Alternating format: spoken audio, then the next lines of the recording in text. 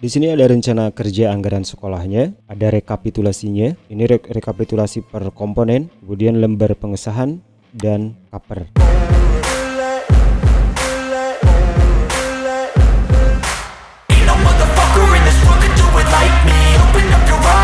Assalamualaikum warahmatullahi wabarakatuh. Selamat datang kembali di channel Ini TV. Rizal Gibran kembali hadir memberikan informasi seputar bantuan operasional sekolah untuk tahun 2022. Video kali ini akan menjelaskan tentang rencana kerja anggaran sekolah atau BOS kinerja untuk sekolah penggerak. Bapak dan Ibu para pengelola BOS di setiap satuan pendidikan, banyak sekali sekolah yang kebingungan ketika mendapatkan program BOS kinerja khususnya untuk sekolah penggerak. Setiap sekolah dianjurkan untuk mengikuti program sekolah penggerak, baik yang termasuk di angkatan pertama ataupun juga di angkatan yang kedua. Ketika sekolah ataupun juga satuan pendidikan yang lolos mendapat predikat sebagai sekolah penggerak, tentunya ada reward ataupun juga imbalan dari pemerintah khususnya Kemdikbudristek, yaitu akan mendapatkan BOS kinerja. Sehingga banyak sekali kepala sekolah ataupun juga satuan pendidikan yang kebingungan kira-kira program BOS kinerja khususnya sekolah penggerak itu digunakannya untuk apa saja, ataupun juga komponen-komponen di dalamnya untuk apa aja begitu. Video kali ini akan memberikan referensi RKAS-nya, jadi pastikan Bapak dan Ibu menyimak dari awal sampai akhir biar nanti Bapak dan Ibu memahami RKAS yang akan saya sajikan untuk Bapak dan Ibu semuanya. Seperti yang kita ketahui bersama bahwa program sekolah penggerak itu telah diluncurkan beberapa tahun terakhir ini, dan dalam Permendikbudristek nomor 2 tahun 2022 itu diatur mengenai penggunaan BOS reguler, BOS kinerja sekolah penggerak, dan BOS kinerja sekolah berprestasi dan yang lainnya. Tentu Bapak dan Ibu sudah membaca ataupun juga sudah memahami komponen-komponen untuk BOS reguler ataupun juga untuk BOS kinerja. Namun masih banyak yang kebingungan kira-kira RKAS-nya seperti apa ataupun juga bentuknya seperti apa begitu ya. Seperti yang kita ketahui bahwa memang rincian komponen BOS kinerja ini di sini sudah disediakan oleh pemerintah. Namun banyak juga yang belum memahami sepenuhnya ini digunakannya untuk apa saja, kemudian juga modelnya seperti apa, kemudian juga laporannya seperti apa. Bapak dan Ibu, RKAS ini hanya sebatas referensi saja bagi Bapak dan Ibu semuanya yang kebetulan saat ini masih kebingungan kira-kira RKAS sekolah penggerak itu seperti apa bentuknya dan juga modelnya seperti apa dan digunakannya untuk apa saja. Gitu ya. Bapak dan Ibu, di sini Bapak dan Ibu hanya tinggal mengisikan NPSN, kemudian nama sekolah, kecamatan, kabupaten, kota, provinsi, dan untuk pagu anggaran ini sudah ditentukan sebesar 80 juta rupiah khusus ini untuk sekolah penggerak angkatan kedua. Mungkin di angkatan yang pertama itu berbeda gitu ya, ataupun juga nanti di angkatan ketiga ataupun juga angkatan berikutnya itu pasti akan berbeda juga jumlahnya. Nah, setelah itu Bapak dan Ibu, di komponen yang pertama di sini ada pengembangan sumber daya manusia. Di dalamnya ada identifikasi pemetaan potensi dan kebutuhan pelatihan. Titik 1.1-nya di sini ada transport peserta, kemudian transport panitia dan ATK. Nah, untuk transport peserta, Bapak dan Ibu bisa melihat jumlah tenaga pendidik dan kependidikan yang ada di satuan pendidikan Bapak dan Ibu semuanya. Urusan nominalnya itu tergantung Bapak dan Ibu semua. Selanjutnya, penguatan pelatihan geriaan ataupun juga in-house training di satuan pendidikan. Di sini pelatihan kurikulum operasional satuan pendidikan atau KOSP. Nah, di dalamnya Bapak dan Ibu ada konsumsi, kemudian juga transport, ada transport narasumber, ada ATK, pelatihan dan sebagainya. Jadi Bapak dan Ibu hanya tinggal memasukkan volumenya, kemudian juga harga satuannya. Selanjutnya di sini bisa dilihat di poin 1.3 ini ada penguatan komunitas belajar di satuan pendidikan. Karena kemarin atau sekarang kita dituntut untuk membuat video pembelajaran misalkan ya. Ini untuk penguatan literasinya. Kalau saya memasukkan di sini pelatihan pembuatan atau editing video pembelajaran. Jadi di sini ada konsumsi peserta, kemudian juga transport peserta, transport narasumber. Selanjutnya ada peningkatan kapasitas literasi digital, pelatihan pemahaman penggunaan internet. Kebanyakan memang maaf begitu ya, tenaga pendidik yang ada di yang angkatan lama ataupun juga yang terdahulu yang sudah hampir mendekati pensiun sekarang itu memang tidak dicetak untuk memahami literasi tentang internet.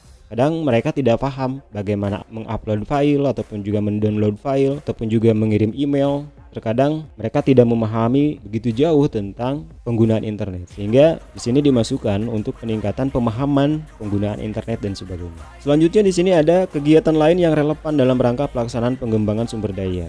Sini ada pengembangan kompetensi literasi guru khusus untuk sekolah penggerak dan juga pengembangan kompetensi literasi siswa sekolah penggerak penggunaan aplikasi platform Merdeka Belajar. Selanjutnya di poin yang kedua, ini ada pembelajaran dengan paradigma baru.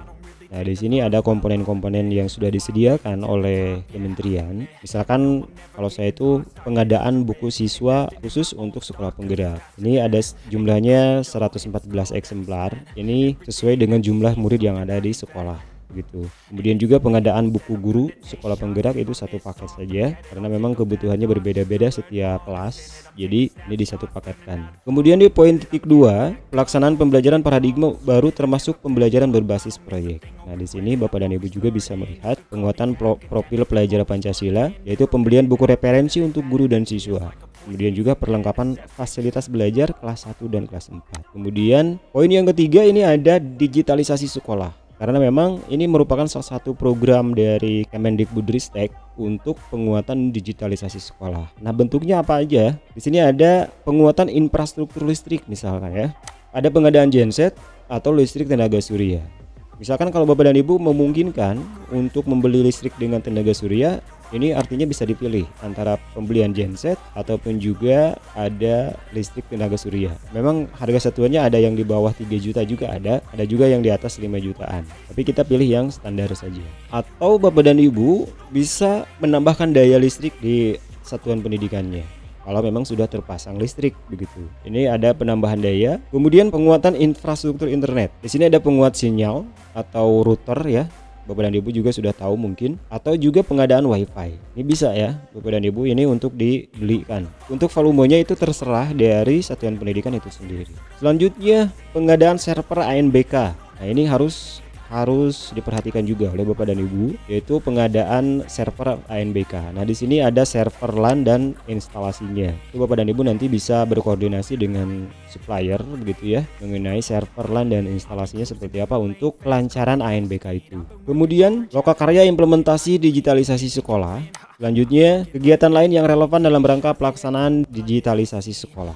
Nah, kalau saya di sini pengadaan laptop Acer Core i5 ya. Ini harganya 8.175-an. Kalau tidak salah, ini referensi yang paling terendah gitu ya. Ini jumlahnya 2 unit, kemudian juga printer Epson, selanjutnya perpustakaan digital dan pengadaan Infopus. Nah, ini penting sekali. Selanjutnya di poin yang keempat, ini ada perencanaan berbasis data. Bapak dan Ibu bisa memasukkan program. Yang pertama program kebijakan pelaksanaan program sekolah penggerak. Di sini ada penggandaan modul ataupun juga penggandaan papan informasi di sekolah mengenai apa itu sekolah penggerak dan juga hal-hal lain yang menyangkut tentang sekolah penggerak gitu ya. Selanjutnya perencanaan, pelaksanaan dan evaluasi. Nah, di sini ada penyusunan laporan program kinerja sekolah penggerak, kemudian juga penggandaan laporannya. Jadi Bapak dan Ibu silahkan saja. Ini bisa digunakan oleh Bapak dan Ibu ataupun juga bisa dirubah oleh Bapak dan Ibu semuanya. Atau penguatan kapasitas tata kelola satuan pendidikan. Selanjutnya ada kegiatan lain yang relevan. Nah, ini Bapak dan Ibu nanti bisa memasukkan sendiri,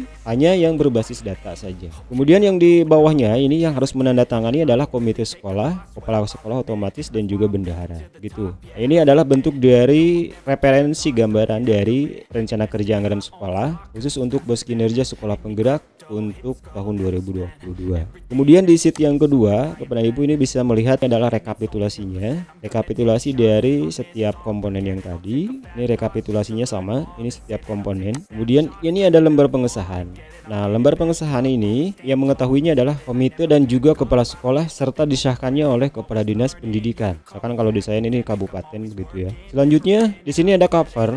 Saya sudah membuatkan cover khusus buat Bapak dan Ibu semuanya. Bapak dan Ibu hanya tinggal mengganti logo sekolah atau logo Disdik ya. Ini. Kemudian di sininya tertera rencana kerja anggaran sekolah. Kemudian juga di sininya ini kinerja sekolah penggerak dan di sininya Bapak dan Ibu tinggal memasukkan nama sekolah dan sebagainya. Sekali lagi saya informasikan, ini hanya referensi saja bagi Bapak dan Ibu semuanya ketika kebingungan menggunakan anggaran dari program kinerja untuk sekolah penggerak. Jadi mudah-mudahan ini bermanfaat dan juga sedikit membantu bagi setiap satuan pendidikan yang memang membutuhkan RKS ini, gitu ya. Untuk Bapak dan Ibu yang membutuhkan RKS ini, saya nanti akan memasukkan link di deskripsi yang bisa Bapak dan Ibu download untuk digunakan ataupun juga dirubah-rubah, diedit ataupun juga dan sebagainya. Rupanya demikian Bapak dan Ibu, informasi sementara yang bisa saya sampaikan.